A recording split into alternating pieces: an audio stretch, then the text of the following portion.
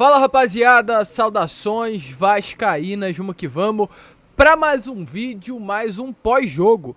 E diferente da última terça-feira, quando o Vasco foi derrotado pelo River, hoje venceu pelo mesmo placar que perdeu, 3-0 contra o Inter Miami. E é claro, gente, uma vitória anima qualquer torcedor.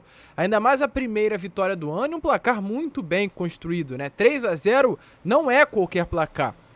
Mas infelizmente, querendo ou não, o Vasco não jogou bola para fazer 3-0 no Inter Miami.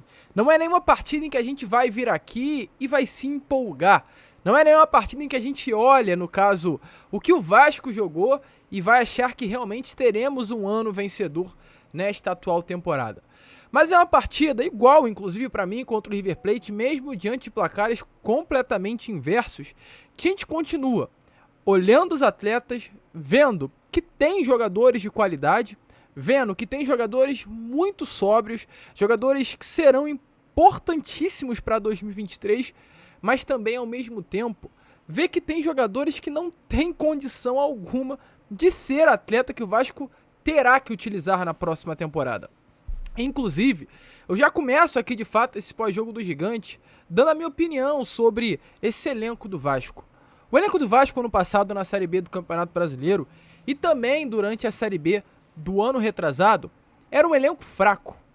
No todo, no geral. Era um elenco que não tinha nenhum espaço de sobriedade. O que eu tô querendo falar com isso? Era um elenco por todo ruim. Um elenco que não tinha nenhum atleta que se destacava, nenhum atleta que realmente era acima, um degrau acima dos outros jogadores. Então a gente olhava tanto pro time de 2021 quanto pro time de 2022 e falava assim, esse time é ruim, e ponto. Diferente, perdão, até pelo barulho, diferente de hoje, dessa partida contra o Inter Miami e da partida contra o River Plate. Há muitos anos eu não consigo olhar pro elenco do Vasco e ver buracos, porque é exatamente isso que nós estamos vendo e vimos nesses 2 amistosos do Vasco. Buracos. E o que eu tô querendo dizer com buracos? Não é um buraco com relação a espaço técnico, tático, é um buraco com relação à diferença de jogadores dentro do time titular. Diferença de nível. É isso que eu tô falando. A gente olha um Léo Pelé jogando pelo lado esquerdo, um jogador muito criticado no São Paulo, no Fluminense, mas que foi comprado pelo Vasco no valor de 16 milhões de reais e muito criticado, inclusive o valor que foi comprado, e vê sobriedade. E vê um jogador que sabe sair jogando, vê um jogador que sabe realmente marcar, não faz esforço nenhum para jogar bola. E do lado dele, a gente vê o Miranda, um jogador que não tem uma saída de bola refinada, um jogador que se desespera quando a bola chega no pé dele, um jogador que dá buraco para o sistema ofensivo do adversário chegar e um jogador que não tem segurança alguma. Então, quando eu falo de buracos com relação a nível técnico, é isso. Jogadores que atrapalham. A gente olha o ataque, principalmente do lado esquerdo do campo. Hoje o Vasco começou com o Ignaldo e depois entrou o Eric Marcos. 2 jogadores que nitidamente não têm condições de serem titulares do Vasco na temporada. O Gabriel Peck não foi aquele jogador incrível, mas não será o titular. O titular será o Luca Orediano. E o Gabriel Peck como reserva, gente, é um reserva de peso. Entrando no segundo tempo, com o time adversário mais cansado, o Gabriel Peck sem dúvida nenhuma vai render muito. Mas também para titular não dá, mas a gente se acalma por saber que tem o Orediano por aquele lado. E o outro, grande buraco na minha opinião. Hoje o Vasco venceu por 3-0. Hoje foi um gol do Alex Teixeira, outro do Figueiredo e mais um gol do Nenê. Mas, gente, não tem condições do Nenê ser titular do Vasco da Gama. Hoje, eu de fato cansei do Nenê. Nenê foi um ídolo, sim, pro pessoal da minha idade. Um jogador que marcou, um jogador bicampeão carioca. Um jogador que levou o Vasco à Série A do Campeonato Brasileiro 2 vezes. Um jogador que entrou na história, gente, é ídolo. Isso daí é algo que, na minha opinião, é indiscutível. Porém, não dá. Não tem condições. O Nenê não pode ser mais titular do Vasco da Gama. Não por aquilo que ele é, que é um jogador diferente. Tecnicamente, com relação à batida da bola, com relação ao olhar do jogo, é diferente. Mas a idade pesa. O físico hoje é algo essencial para uma partida de futebol. Isso falta. E falta muito do Nenê. E semelhante ao que o Vasco estava fazendo no ano passado, por ter o Nenê em campo, ter que jogar com 4-4-2, atrapalha. No ano passado era Raniel e Nenê, os dois jogadores que davam o primeiro bote e eram os últimos aí a ajudar, os primeiros a ajudar na marcação e os primeiros a sair no contra-ataque. E muitas vezes, inclusive no próprio ano passado, quem puxava esse contra-ataque como primeiro homem era o Nenê, pela sua idade avançada. Muitas vezes o Raniel invertia com ele, né? No caso, principalmente marcando. O Nenê virava o centroavante e o Raniel o meia, o segundo atacante, o camisa 10 da equipe com relação ao posicionamento em marcação. O meia armador acabava se tornando o Raniel. E isso agora está novamente acontecendo com o Pedro Raul. O Pedro Raul sai da sua posição de 9, o homem que deveria dar o primeiro combate, e quem dá esse primeiro combate é o Nenê. Então o Nenê atrapalha o próprio andamento de jogo do Pedro Raul. E aí fica a minha pergunta, realmente tem a necessidade do Vasco, sendo Vasco, com objetivos, pretensões de 2023, moldar todo o seu esquema tático por um jogador de 41 anos? Na minha opinião, não tem. E aí muitos podem falar, calma, Lucas, é o Carioca, é só o Carioca que o Nenê vai estar jogando. Mas é janeiro, fevereiro, março e abril. 4 meses, praticamente quase um semestre e 1/3 aí do ano em que a gente vai estar com um jogador que não ficará durante toda a temporada.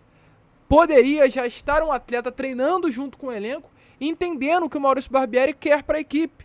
E quem vai acabar entendendo o que o Maurício Barbieri quer para o time, de posicionamento, de tática, vai ser o Nenê, que não vai ficar no resto da temporada.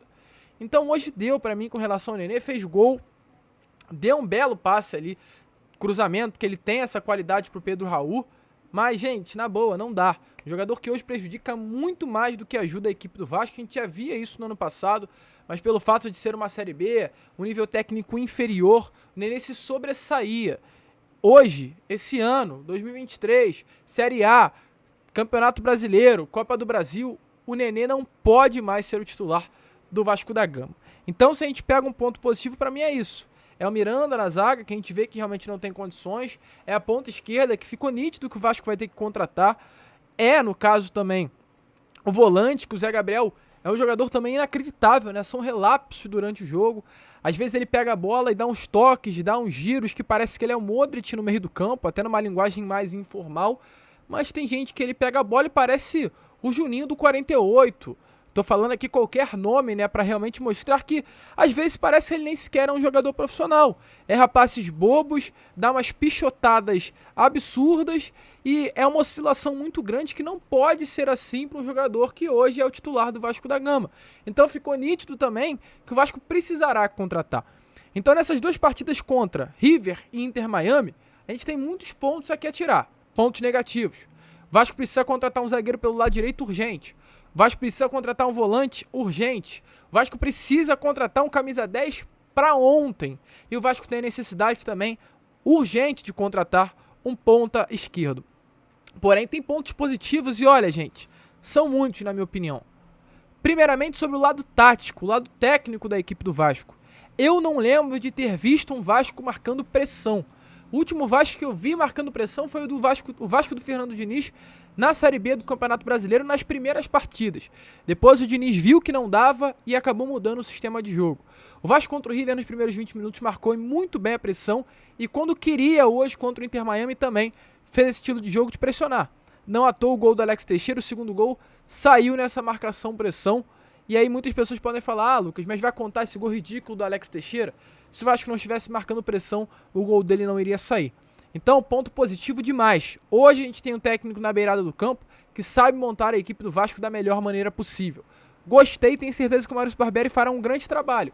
Se tiver peças nas mãos, e os pontos negativos a gente já trouxe sobre as necessidades de contratações. Mas ponto positivo, Ivan, a gente tem um goleiro, isso é muito bom de ser falado. Há quanto tempo o Vasco não tinha um goleiro de qualidade e hoje mostrou que é um bom goleiro. Hoje o Vasco tem um camisa 1 ou um camisa 97 que passa segurança para o torcedor.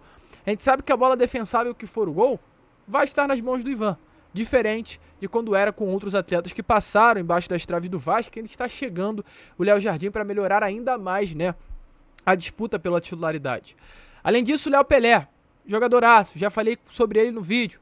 As duas laterais, Lucas Piton jogou uma partidaça, na minha opinião, foi muito bem. Jogador seguro, calmo, a gente olha pro Edmar jogando, o Paulo Vitor vem jogando muita bola também no estadual, então não vou nem usar de comparação, mas é um jogador de muita qualidade. O Pita Rodrigues é outro, ficou mais segurando aqui, né, a defesa durante principalmente o primeiro tempo, mas quando sai pro ataque, sai com uma qualidade absurda, fez umas jogadas muito legais com o Gabriel Peck. Eu tenho certeza que quando o Luca Orellano começar a treinar, cair pelo lado direito, essa dupla, Pita Rodrigues e Orediano, vai dar trabalho ao sistema defensivo do adversário.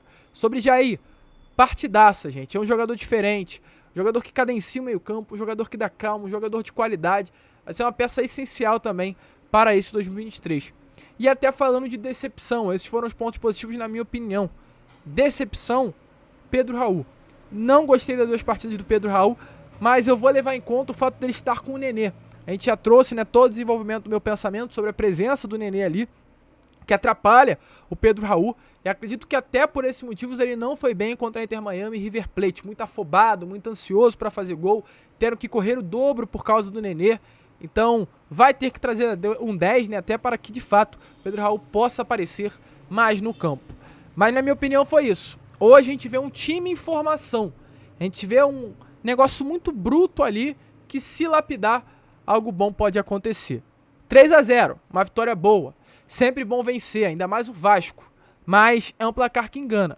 O Vasco não jogou essa bola toda hoje contra o Inter Miami. Vai ter que suar a camisa para apresentar um bom futebol nesse ano de 2023 e principalmente contratar. Há uma grande necessidade do Vasco em trazer reforços. A gente já pontuou aí as carências que temos dentro do nosso elenco. A gente vai ficar por aqui. Este foi, é claro, o pós-jogo do Gigante. Retornaremos ainda amanhã com a Acorda Vascão, às 7 horas estaremos aqui. Tentaremos trazer também o Fala Gigante e o Boa Noite Gigante para você, tranquilo? Vamos que vamos, fiquem com Deus e como eu sempre falo aqui no canal, se inscreva, deixe seu like e saudações vascaínas.